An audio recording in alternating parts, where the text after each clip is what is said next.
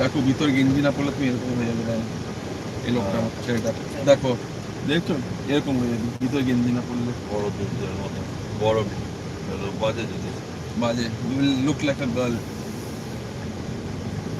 দেখলে? চোখের সামনে দেখিয়ে দিলাম ভিতর গেঞ্জি কেন পড়তে কেন বললি।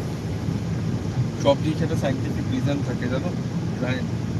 আমাদের অ্যানসেস্টার্সরা, আমাদের বড় গুরুজনরা বল কিছু না, তাহলে তো গেঞ্জিকে পড়তোই না ভিতরে।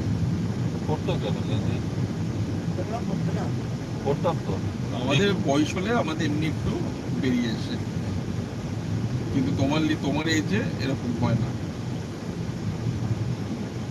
দাদাগিরিকে দেখেছিলে, বয়স হলে একটু হয়।